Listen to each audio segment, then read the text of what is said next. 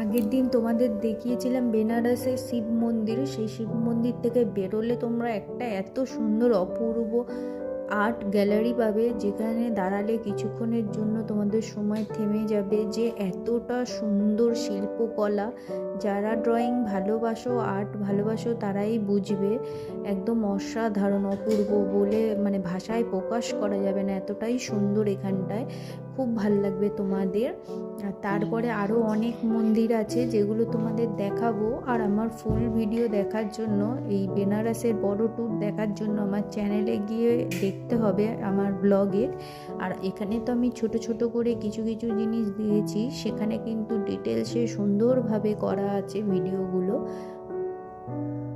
চলো ভিডিওটা দেখতে থাকো, কেমন লাগলো সেটা অবশ্যই কমেন্ট করে জানিও। এই চলো আরেকটা মন্দিরে চলে এসেছি, দেখো কত সুন্দর এই মন্দিরটা।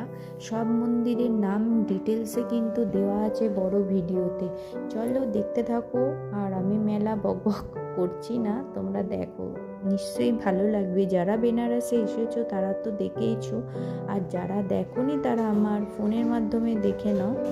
এটা ত্রিদেব মন্দির, কারণ এখানে 3টে দেবতা মিলিয়ে এখানে মন্দিরটা, সেই জন্যই কিন্তু এর নাম ত্রিদেব মন্দির। চলো দেখতে থাকো। আর একটা কথা বলি, তোমরা যারা বেনারসে আসবে পায়ের কিন্তু জোর লাগবে, কারণ এখানে দেখার অনেক অনেক জায়গা আছে, আর অনেক সুন্দর সুন্দর মন্দিরও আছে। সেই জন্য একটু হাঁটতে হয় খুব বেনারসে আসলে। আর বেনারসে আসে কেন, মেন হচ্ছে বাবা বিশ্বনাথ। বিশ্বনাথ কিন্তু আমাদের 12টা জ্যোতির্লিঙ্গের মধ্যে আর একটি জ্যোতির্লিঙ্গ হচ্ছে বাবা বিশ্বনাথ। আর তোমরা কি জানো, বা অনেকে জানে না, বা হয়তো জানো, তবু আমি তোমাদের বলে দিচ্ছি, 12টা জ্যোতির্লিঙ্গের মধ্যে বাবা বিশ্বনাথ কাশীর যে লিঙ্গ, সেটা কিন্তু অনেক মাহাত্ম্য আছে। প্রত্যেকটারই মাহাত্ম্য আছে। এর মাহাত্ম্যটা হলো যে আমাদের পূর্ব জন্মের যত কর্ম, তার থেকে আমরা মুক্তি পাই বাবার একবার দর্শনে। সেই জন্য জানো, এই জ্যোতির্লিঙ্গটাও নষ্ট করতে চেয়েছিল মোগলরা, তারা এটাও ছাড়তে চায়নি।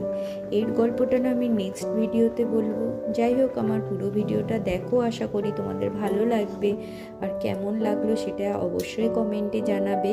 আমি আরও ছোট ছোট বেনারসের ভিডিও দেবো, তার মধ্যে আমি ওই গল্পটা তোমাদের সাথে শেয়ার করব। ঠিক আছে, চলো টাটা সবাইকে। তোমরা বাদ বাকিটুকু একটু কষ্ট করে দেখে নাও, আশা করি তোমাদের ভালোই লাগবে।